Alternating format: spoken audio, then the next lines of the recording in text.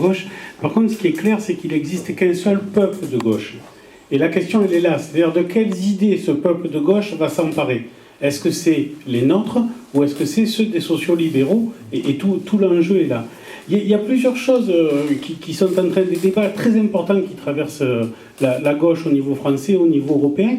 Et il y a une question qui vient tout le temps nous interroger, c'est comment ça se fait que ce capitalisme est en train de mettre en place des politiques qui tuent la croissance, qui tuent la création de richesses, alors que normalement on nous a toujours appris que le capitalisme, c'était son but c'était de créer de la richesse pour se gaver lui-même. Qu'est-ce qui se passe là? Mais je crois qu'il faut qu'on comprenne aussi qu'à un moment, cette attaque contre la croissance, elle est voulue, elle est construite aussi. Parce que c'est ce qu'on appelle la stratégie du choc. C'est-à-dire que si tout va bien, si tout se passe bien, et qu'on arrive devant le peuple et qu'on dit « Bon, ben moi je vais vous privatiser vos services publics, je vais vous supprimer la sécurité sociale » et que tout va bien, le peuple il dit « Non ». Il dit « Mais pourquoi vous allez faire ça ?» Tandis que si tout va mal, si effectivement il y a de plus en plus de problèmes, et ça on le voit depuis 40 ans, c'est la stratégie du capitalisme partout dans le monde, s'il y a énormément de problèmes, on peut dire oui mais vous comprenez, c'est pas qu'on est méchant, mais là on est obligé de vous l'enlever. Il faut que vous soyez raisonnable et que vous fassiez des sacrifices. Donc cette politique-là, elle est tout à fait cohérente si on la raisonne en termes de lutte des classes. C'est-à-dire qu'effectivement, ils veulent récupérer toute la part du gâteau, et pour nous l'enlever, eh bien, il faut bien que le chien ait la rage pour qu'on la batte. Donc voilà, la question à ce niveau-là est tout à fait logique. Et alors, la question effectivement qui nous a fait rentrer directement dans le cœur du débat et directement le politiser, la position du PS. La position du PS, laquelle? Celle de hier? Celle d'aujourd'hui? Celle de demain? C'est compliqué la position du PS. Hein. Ils ont bien lu la relativité d'Einstein, ils n'arrêtent pas de bouger. Et c'est là-dessus que ça commence à être intéressant.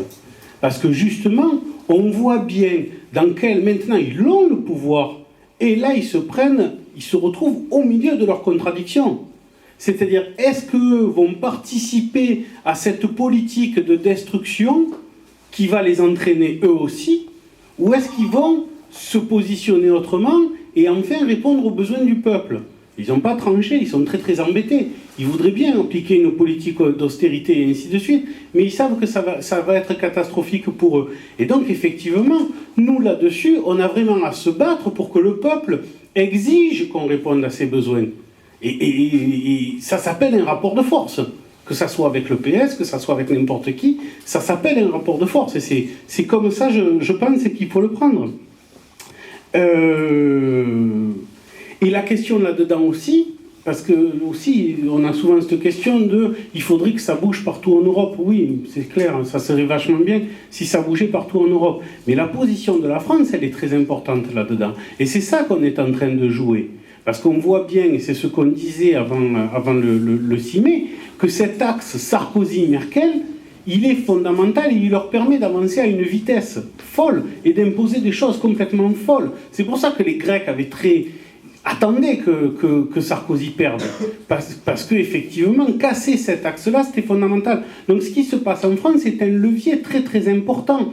On n'est pas obligé de rester l'arme au pied en attendant des lendemains qui chantent et où tous les peuples d'Europe d'un coup seraient conscients de la force qu'ils représentent ensemble et se lèvent ensemble pour renverser le capital.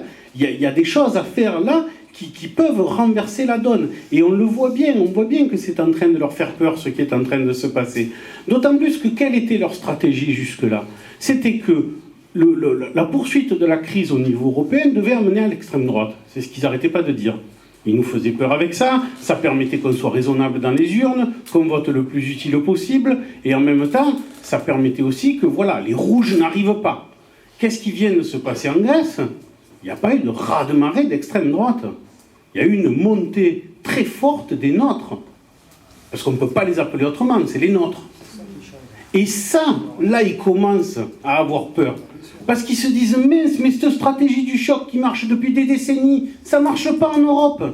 Qu'est-ce qui se passe? Les peuples réagissent autrement. Et là, le ver est dans le fruit. Parce qu'ils ont créé des règles d'unanimité à 27. Le problème, c'est que s'il n'y a pas l'unanimité en Europe, il suffit de 2 ou 3 pays pour bloquer la machine. Et une fois que le système est cassé, ils sont très embêtés. Et d'autant plus qu'ils veulent ils font cette stratégie du pire, mais ça les tue en même temps, ça les met dans une position d'extrême faiblesse. Sur la question des législatives, je ne sais pas, j'espère, Inch'Allah, je touche du bois, qu'il va y avoir une majorité front de gauche à l'Assemblée nationale. Ça va être terrible, cette chambre, elle va être magnifique, mais bon, imaginons, ça ne sera pas là pour tout de suite. Ce n'est pas forcément la question, ce qu'on disait dans la campagne, c'est le front de gauche, il a 10 ans pour prendre le pouvoir. La question, c'est demain, là, quand ils vont attaquer, juste après les élections, quand les marchés vont attaquer partout, en France et partout en Europe, sur quelle position on va pouvoir s'appuyer pour les contrecarrer? Et effectivement, s'il commence à y avoir une montée du front de gauche dans les élections législatives en France, qu'il y en a déjà eu une en Grèce, ça va faire des positions sur lesquelles on va pouvoir s'appuyer. Leur politique étant pas possible à terme, étant une politique destructrice à terme, il va bien falloir les trouver, les solutions. Et il faudra pour ça qu'on ait des forces suffisamment fortes dans quelques pays, notamment la France, pour pouvoir être légitime à les proposer. Parce que Christian, tout à l'heure, disait de cette crise, il faut sortir par le haut. Il a doublement raison, il faut en sortir par le haut parce que c'est mieux pour tout le monde, mais c'est surtout parce que par le bas, il n'y en a pas de sortie. Il n'y a pas de sortie par la misère. Il n'y a pas de sortie par la destruction de l'économie, par la destruction du social. Donc la seule sortie, c'est nous qui la représentons.